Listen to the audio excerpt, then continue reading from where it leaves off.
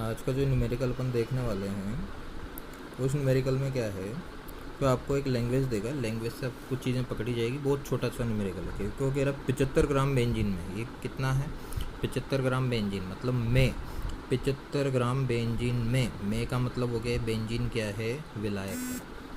2.5 ग्राम ethanoic अम्ल, मतलब 2.5 ग्राम ethanoic अम्ल उसमें मिला रखा है, मतलब ये क्या है, विलेय है, की मोललता ज्ञात कीजिए। ठीक है, तो विलय हमारे पास विलय का ग्राम में बार दे रखा है, विलायक का ग्राम में बार दे रखा है।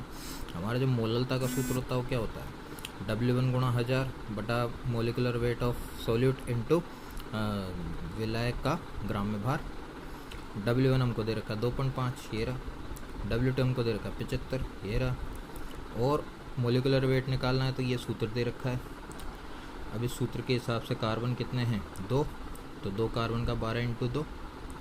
हाइड्रोजन कितने, 3 और 1 4, तो 4 इंटू 1। और ऑक्सीजन कितने हैं, 2, तो 2 इंटू 16। इनको जोड़ोगे तो आ जाएगा 60। अब बस सूत्र में वैल्यू डालने, आंसर निकालना। 2.5 इंटू 1000, 60 इंटू 475। पॉइंट उड़ाओगे 1 जीरो आ जाएगा, 0 से 2 जीरो उड़ा दो तो आ जाएगा 10/18। तो ये हो गया 0.55 ग्राम। क्लियर है बात, सॉरी ग्राम नहीं, मोललता निकालनी थी, तो 0.55 मोलल। इस तरह से एक न्यूमेरिकल कंप्लीट हुआ।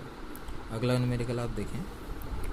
अगले न्यूमेरिकल में वो आपको बोल रहा है कि 85% H2SO4 का घनत्व, एक तो 85% H2SO4 दे रखा है, ठीक है, उसका घनत्व बोल रहा है 1.7 ग्राम सेंटीमीटर क्यूब।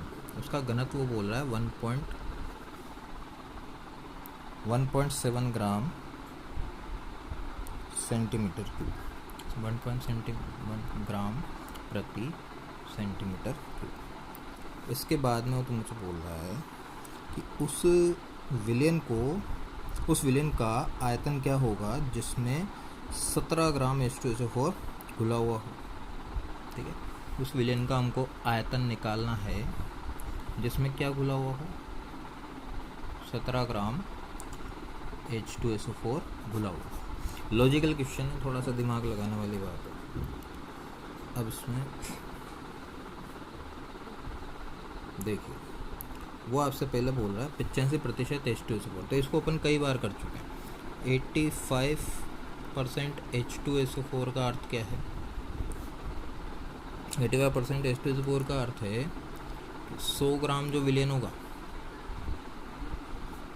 उसके अंदर 85 ग्राम क्या है, H2SO4।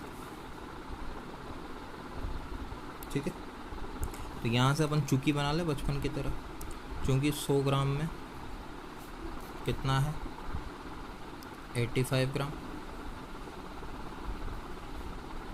ठीक है, इसलिए 1 ग्राम में कितना हो जाएगा, 85/100। ठीक है, तो इसलिए अपन को कितना दे रखा है, 17 ग्राम। तो 17 ग्राम में कितना हो जाएगा, 85/100 इंटू 17।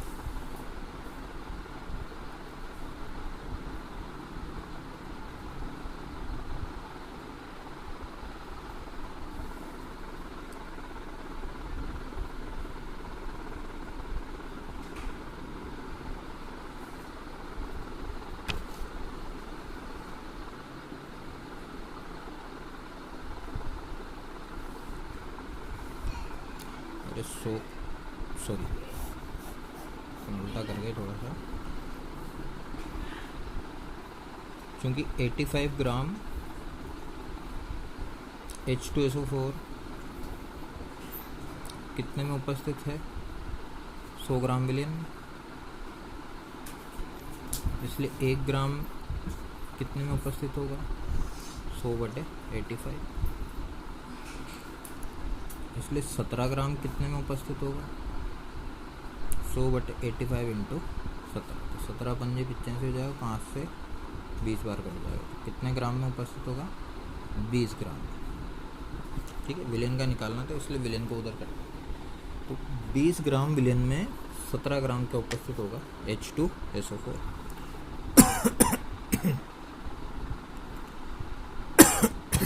अब हमसे क्वेश्चन में क्या पूछा गया है, क्वेश्चन को दोबारा पढ़ेंगे। क्वेश्चन के अंदर पूछा गया है कि 85% H2SO4 का घनत्व 1.7 ग्राम प्रति सेंटीमीटर क्यूब है। उस विलयन का आयतन क्या होगा जिसमें 17 ग्राम H2SO4 घुला हुआ है। तो हमने जो अभी निकाला है वो तो ग्राम में मात्रा निकली है विलयन की, ठीक है। अब हम उसका आयतन निकालेंगे। तो आयतन, ये घनत्व का सूत्र हमने देख रखा है। घनत्व बराबर क्या होता है, द्रव्यमान इंटू द्रव्यमान बटा आयतन।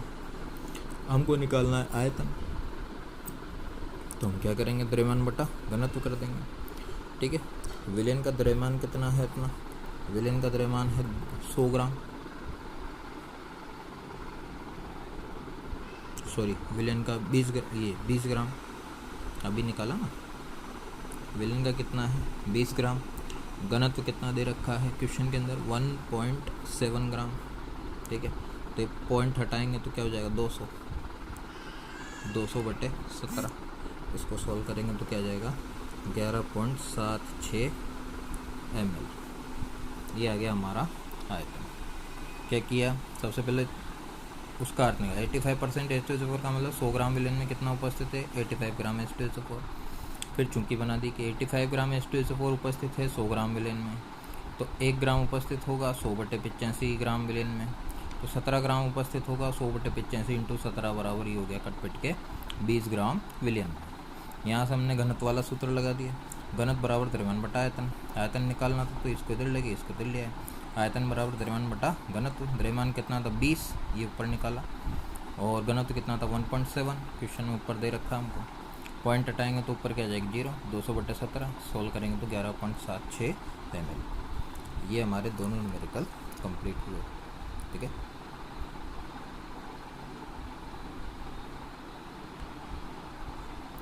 तो यहाँ आकर के हमारी द्रव्यमान इकाइयाँ समाप्त होती। अब हमारी आखिरी और तीसरे प्रकार की जो इकाई थी आयतन इकाई, हम उसकी बात करेंगे। आयतन इकाई के अंदर क्या होगा,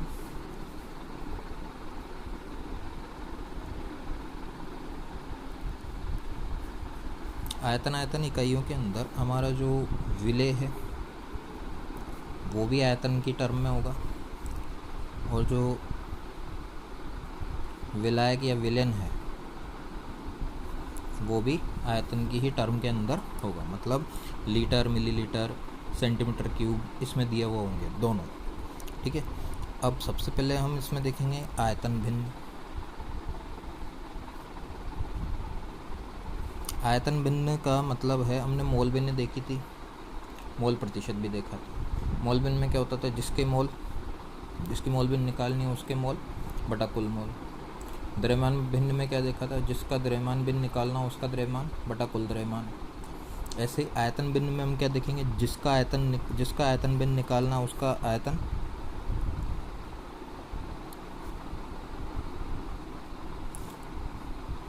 बटा कुल विलयन का आयतन इंटू 100 कर दोगे तो प्रतिशत हो जाएगा, और नहीं करोगे तो केवल भिन्न रह जाएगी, ठीक है। इतना जो हिस्सा है वो तो क्या है, भिन्न, और प्रतिशत करना है तो ये भी कर दो, प्रतिशत हो जाएगा, ठीक। अब इसकी परिभाषा हम देखें तो कैसे निकालेंगे, क्योंकि यह 100 से गुना हो रहा है, तो हमारी परिभाषा क्या होगी, 100 ml विलयन में उपस्थित विलय के आयतन को, 100 ml विलयन में उपस्थित विलय के आयतन को हम क्या कहते हैं, आयतन प्रतिशत कहते हैं, ठीक है। इसमें एक चीज़ और हम देखेंगे, ये तो हो गया हमारा आयतन भिन्न, और दूसरी चीज़ इसमें हम देखेंगे ppm व ppb। इनके बारे में यही 12th में सीख ले जाए तो अच्छा है, ज़्यादातर ये कॉलेजेस में काम आने वाली चीज़ें हैं। ppm जो होता है उसकी फुल फॉर्म है पार्ट्स पर मिलियन। पार्ट्स पर मिलियन का मतलब है,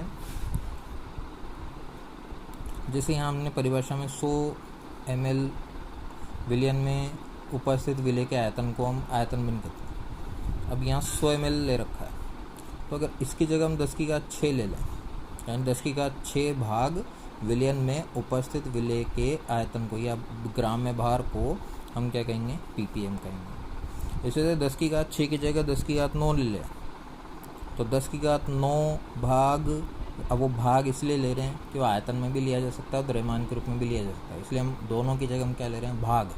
तो 10 की घात 9 भाग विलयन में उपस्थित विलेय के आयतन या द्रव्यमान को हम क्या बोलेंगे, ppb कहेंगे, पार्ट्स पर बिलियन कहेंगे। तो हमारा दोनों का सूत्र क्या हो जाएगा, विलेय का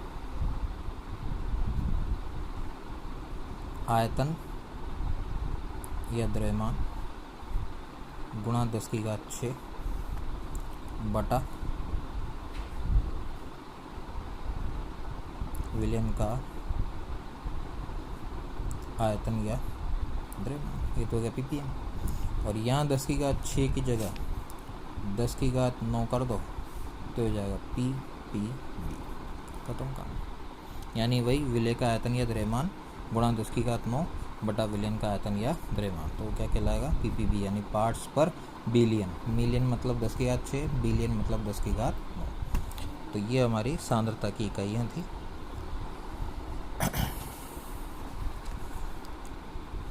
अब अगला टॉपिक हम देखेंगे विलेयता। विलेयता में क्या होता है कि किसी निश्चित ताप पर किसी विलायक के 100 ग्राम में घुली हुई विलेय की अधिकतम मात्रा को उसकी विलेयता कहते हैं। विलायक की कितने हैं, 100 ग्राम। अब 100 ग्राम का ठेका नहीं है, 100 ml भी हो सकता है, तो निश्चित मात्रा ले लें शब्द की जगह तो कोई गलत नहीं है, ठीक है। तो विलायक की निश्चित मात्रा में घुली हुई विलेय की मात्रा क्या कहलाती है, उसकी विलेयता। किसकी, विलयन की विलेयता, ठीक है। अब इसमें हम दो चीज़ें इसको प्रभावित करती है। पहला तो होता है ठोसों की द्रव में विलेयता। पहली चीज़ क्या है, ठोसों की द्रव में विलेयता। इसमें क्या है, विलेय तो होगा ठोस रूप में और विलायक या विलयन होगा द्रव रूप में, ठीक है। तो ठोसों की द्रव में विलेयता। अब इसको प्रभावित कौन कौन से कारक करते हैं वो देखेंगे अपन।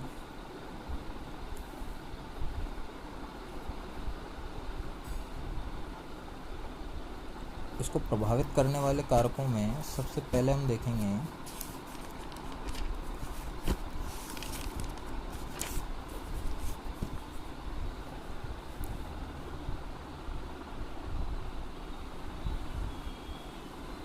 विलेय एवं विलायक की प्रकृति। सबसे पहला कारक होता है इसका विलेय एवं विलायक की प्रकृति। देखो, दोनों अगर एक दूसरे के समान हैं, जैसे ये भी ध्रुवीय है, ये भी ध्रुवीय है, विलेय भी ध्रुवीय है, विलायक भी ध्रुवीय है, तो घुल जाएंगे, विलेयता अधिक हो जाएगी। यदि विलेय अध्रुवीय और विलायक भी अध्रुवीय तो भी आसानी से घुल जाएंगे। परंतु दोनों में से एक ध्रुवीय हुआ और दूसरा अध्रुवीय हुआ तो आसानी से घुलना संभव नहीं हो पाएगा, ठीक है। तो समान समान को घोलता है पर कार्य करेगा। अगर दोनों एक जैसे हैं तो दोनों घुल जाएंगे और दोनों अलग अलग हैं तो दोनों नहीं घुल पाएंगे। ध्रुवीय होगा तो ध्रुवीय में घुल जाएगा, अध्रुवीय होगा तो अध्रुवीय में घुल जाएगा। परंतु अगर एक अध्रुवीय है और एक ध्रुवीय है तो वो उसी केस में घुलेगा जब कोई न कोई एक्स्ट्रा आकर्षण बल उसमें उपस्थित होगा, जैसे हाइड्रोजन बंध हुआ, ठीक है। तो ये तभी घुलेगा जब इसमें कोई न कोई एक्स्ट्रा बंध यानी हाइड्रोजन बंध उपस्थित हो। जैसे उदाहरण के लिए पानी और शक्कर है। पानी और शक्कर, पानी तो हो गया आपका ध्रुवीय, शक्कर हो गई अध्रुवीय, किंतु फिर भी दोनों घुल रहे हैं। तो कारण ये है कि पानी और शक्कर के मध्य हाइड्रोजन बंध उपस्थित होता है। तो इसलिए हम जो है ये चीज़ ध्यान रखें कि विलय और विलायक की प्रकृति पर इनकी विलेयता निर्भर करती है। अगर विलय और विलायक दोनों ध्रुवीय हैं या विलय और विलायक दोनों अध्रुवीय हैं तो तुरंत घुल जाएंगे और उनकी विलेयता अत्यधिक होगी। लेकिन अगर दोनों में से कुछ भी भिन्न हुआ तो उनकी विलेयता प्रभावित हो जाएगी, परंतु यदि उनके मध्य हाइड्रोजन बंध या वान डेर वाल्स बंध जैसे कोई बंध उपस्थित हों तो वो दोनों अलग अलग होने के बावजूद भी आंशिक रूप से विलय हो जाएंगे। आज के लिए इतना ही ठीक है, शेष फिर नेक्स्ट क्लास में देखेंगे। धन्यवाद।